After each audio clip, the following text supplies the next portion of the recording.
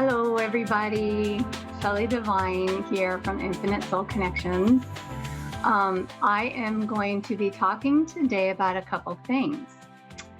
First thing I'm going to talk about is some animal medicine. Now, normally I pulled the animal spirit cards, and today I'm using the animal medicine cards. And what I pulled for everybody who's listening, if this, sounds like it's for you, take it. If it doesn't, don't worry. I pulled the crow. Okay. So we all know that crows are super intelligent, so intelligent. And there's a medicine story that tells of the crow's fascination with her own shadow. This is interesting. She kept looking at it, scratching it, pecking at it until her shadow woke up and became alive. Then Crow's shadow ate her. That's weird. Crow is dead crow now. Dead crow is the left-handed guardian. If you look deeply into a crow's eyes, you will have found the gateway to the supernatural. I love that. I love crows. I have so many around here at my house, and they come and they talk to me, especially when their bird water is empty. They come find me and kind of yell at me, so I go fill it up. Since Crow is the keeper of the sacred law, Crow can bend the laws of physical universe and shapeshift. This ability is rare and unique. Few adepts exists in today's world, and fewer still have mastered the crow's art of shapeshifting. This art includes doubling or being in two places at one time consciously, taking on another physical form and becoming the fly on the wall, so they're listening in, to observe what is happening far away. So the crow, what I'm getting from the card is, again, super intelligent.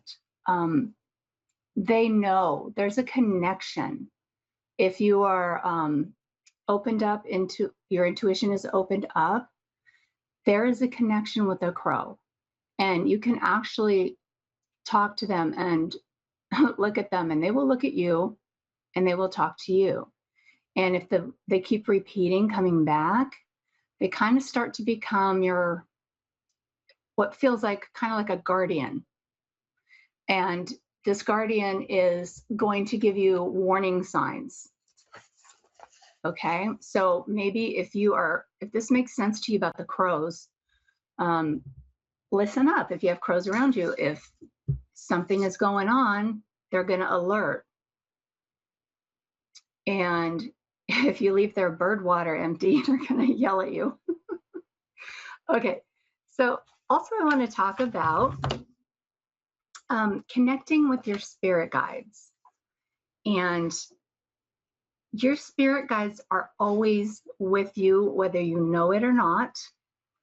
You may have heard this before, but there may be some of you out there that are just kind of starting to understand their intuition and opening up to it, which if you do need help with that, I can help you with that. If you go to my website, infinitesoulreadings.com, I do spiritual life path coaching, okay, as well as readings. But so you have these guides. You have guardian angels too, okay?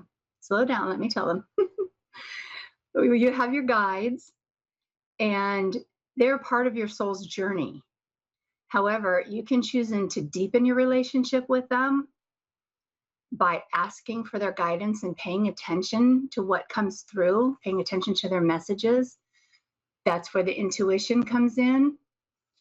You can find a quiet space, meditate, and the meditate for this would just be the silent meditation. You just sit quietly and ask your guides questions. Ask them how they can make themselves known to you. You might feel a sensation, and that would be your answer. Like, okay, so when I feel this sensation, I know my guides are with me and are listening to me. You can do the same thing with angels.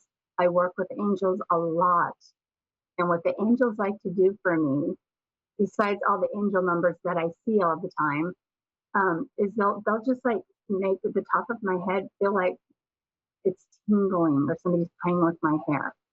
And that's how they've told me that's how they're going to let me know they're there with me. Like if I'm kind of in not a great space and I ask angels, are you with me? They will make my head tingle. Okay. So in this meditation, you're going to ask that kind of thing like, how can you show me that you're here? What do I need to know? Maybe you'll get words, maybe you'll get a picture, maybe you'll get a feeling or a deep knowing. Okay, that's your intuition. That's them talking to you. And you might get signs and symbols that appear either in your dreams or in life. Say if you keep seeing the same, I always use this example, the same bluebird, and that bluebird keeps showing up in the same spot, take that as a sign. Sit down, meditate, ask what the message is. You can also, good old Google, you could look up the meaning of a bluebird, which might start you in the right direction of understanding why you're seeing it. Okay. In my course that I teach, Awaken Your Creative Spirit, that's what we do when we do our paintings, like the painting behind me over here. Oops, sorry, right there is the humpback whales. And that was a sign to me. And I started doing the painting with my students. They each had their own sign. So we didn't all do the humpback whale, whatever sign came to them. And I taught them this layering effect, this layering technique of painting. And then on the last layer, you put your animal. So far, this one is backwards. Okay. So you put your animals. So mine are humpback whales. And anyway, that's a really fun thing to do. Now, how do your spirit guides help?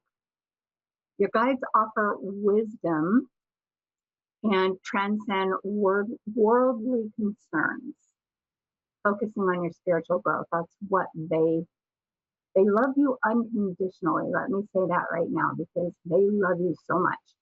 And they are there for your spiritual growth and to help guide you through life, whether you're, totally awake and are getting symbols, or if you're just starting out, they're there. Okay. They just want you to know that, and they love you so much. So, for example, if you seek guidance about a relationship, they might highlight a lesson, growth opportunities, and or deeper purpose of the connection rather than just surface level issues. So like if you're with someone and there's so much love, but then there's this tension. You're like, I love them so much. Why are we not getting along? There's a lesson in that, right? My husband that I have right now, we've been married for 28 years, but my first husband was not super great. It was just not a very good match, and I was so deeply in love with him. And when we split up and I met my current husband, I'm like, okay, I see that I needed to split from that man because there was something new coming into my life. And the interesting thing is, I never ever regret the marriage that I had to him, because I have my amazing son from my first marriage. So I don't regret a single minute. It was a learning process, and I got my beautiful child out of it. And, that's how you can look back on things that didn't make sense when they were happening. Sometimes you won't get the answer right then and there. Sometimes you have to, some time will go by, and then you'll start to understand why you went through that. It's important. It's a little tough because I always want to know why. But I have been told over and over I need to have deep trust and blind faith. And the answers will come when I'm supposed to get them. Okay. So let's go on to the angels. Angels are universal messengers of love. Angels are revered across spiritual traditions as divine helpers. St. Augustine once said, make friends with angels. These celestial beings respond to our call for help with unconditional love and transcend time and space. Now, what I have learned about angels is that you do need to invite them to intervene in your life, to come into your life. They are always there, but they won't intervene unless invited. Does that make sense? Say, angels, I love you, I trust you. Can you please help be in my life, be with me, help me to heal, help me to make through whatever I need to make it through. But generally, they're just there, and they'll come in like an emergency situation, but if you don't invite them in and start talking to them, they just kind of are there, and they can give so much if you let them in and invite them in. Okay, so that is that is my message for you guys, and it's the best thing that I could say at this moment is the guides and the angels love you unconditionally. No matter what you think about yourself, which you need to start loving yourself if you're not, they still love you. You make mistakes, they still love you. Okay? So I love you all. Go to my website if you want to work with me or want to get a reading. And until next week, I will see you then.